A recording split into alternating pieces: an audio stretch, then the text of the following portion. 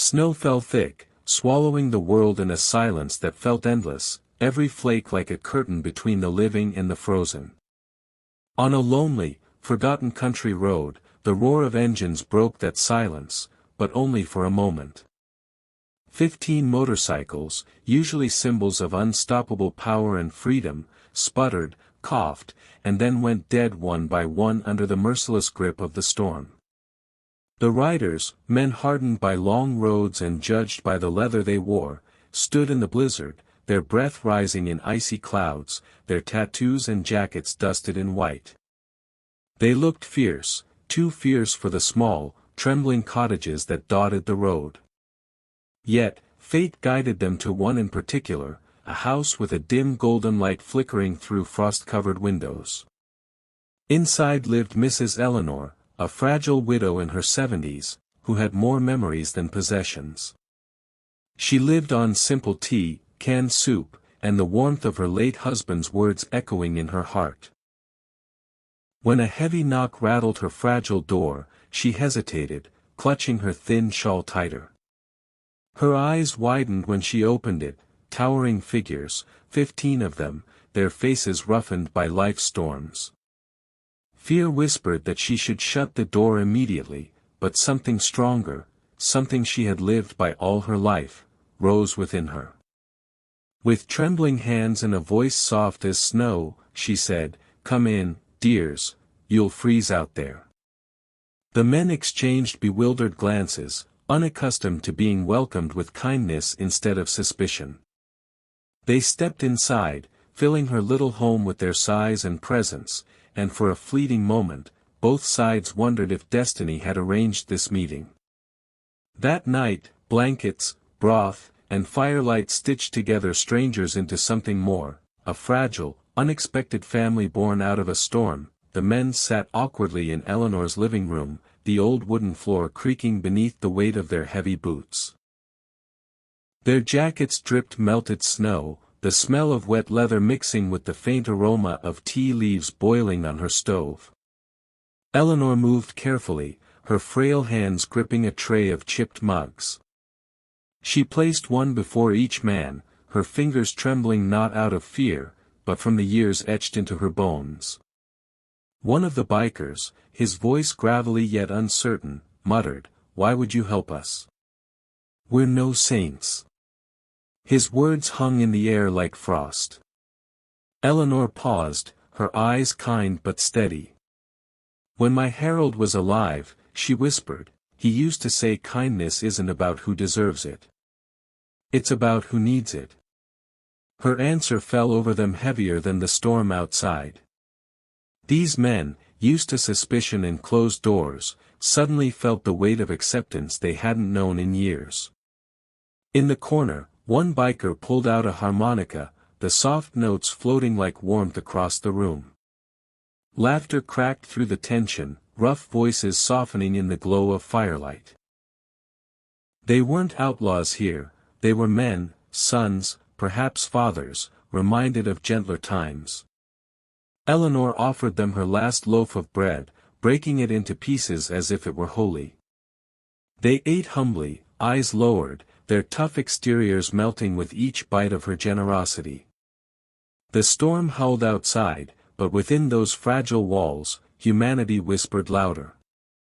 By dawn, the skies cleared, and the men prepared their bikes with heavy hearts. Before leaving, their leader turned to her, voice thick. "Ma'am, we'll never forget this night." She simply smiled, brushing snow from her porch. To her, it was nothing extraordinary. To them, it was everything. The morning was still and quiet, the kind of silence that follows a night of heavy snow. Eleanor wrapped herself in her thin shawl, sweeping the small porch with a broom worn almost to its handle. The night before felt almost unreal, 15 strangers filling her home, eating her last bread, laughing around her fire. She smiled faintly, though a part of her wondered if it had all been a dream. Then, faintly at first, she heard it, a distant rumble. Her heart skipped. The sound grew louder, heavier, until the ground beneath her little cottage seemed to tremble. She looked up, eyes wide. Down the narrow road came not 15 motorcycles, but dozens, then scores more. Nearly 100 bikes lined the horizon, chrome and steel glistening under the morning sun, engines roaring like thunder rolling through the valley. Neighbors peeked nervously from their windows, whispering, staring in disbelief. Eleanor clutched her chest, tears welling. One by one, the riders dismounted, lining up neatly in front of her gate. Their leader stepped forward, no longer the intimidating figure of the storm, but a man with softened eyes. In his hands, he carried a basket overflowing with fresh food, medicines, and envelopes carefully sealed. He placed them gently at her feet. "Mrs.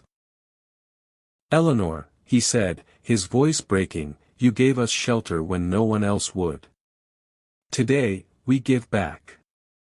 Behind him, others moved with quiet purpose, stacking firewood by her door, fixing her broken fence, carrying in warm coats and blankets. One knelt to mend a loose shutter, another salted her icy walkway so she wouldn't slip.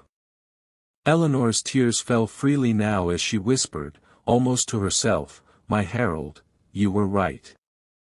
In that moment, her late husband's legacy of kindness came alive before her eyes. The sun rose higher, casting a golden light over a scene no one in that town would ever forget.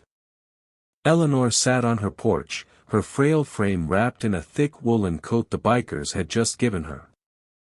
Before her, men who once seemed like shadows of danger were now scattered around her little home, working with hands that carried both strength and gentleness.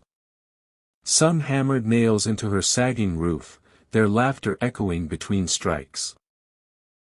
Others painted her peeling shutters, their dark tattoos flashing as they reached upward.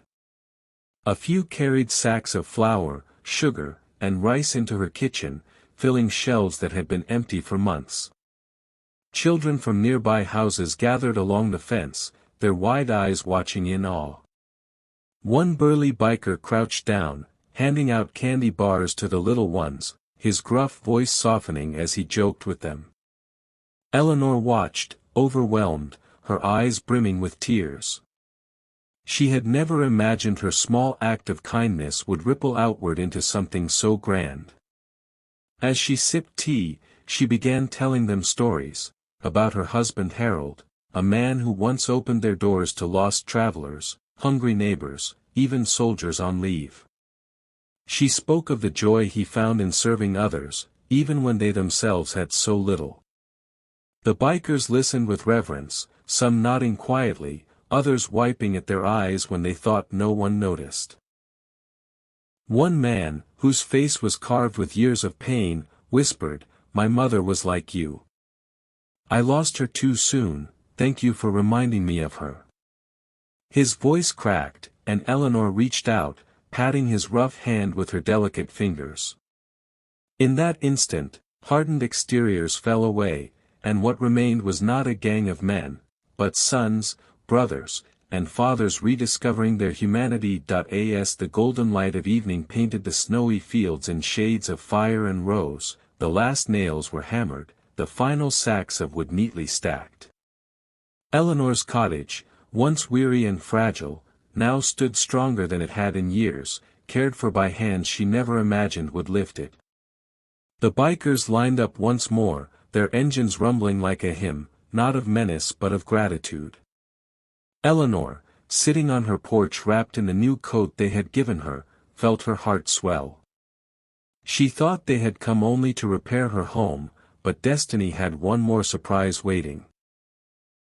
Their leader, a tall man with a scar tracing his jaw, stepped forward and gently placed a small envelope into her hands. "This isn't payment," he said, his voice unsteady, "it's a promise." With trembling fingers, Eleanor opened it. Inside lay an elegant card, an invitation. A graduation ceremony. One of their daughters, the first in her family to walk the stage, wanted Eleanor seated in the front row as their honored guest. Her eyes filled with tears. Me? But why? She asked softly, her voice breaking. The leader's lips curved into a smile, his tough exterior giving way to tenderness. Because family isn't always blood, he replied. It's the people who show up when it matters most.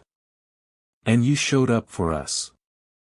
As the bikes roared away into the fading light, Eleanor sat quietly, clutching the envelope against her heart. The night of the storm had begun as a desperate knock on her door, but it had become something greater, a legacy of love reborn, a circle completed. A poor widow who thought she had nothing left to give had instead given everything, and in return, she had gained a family larger than she had ever dreamed.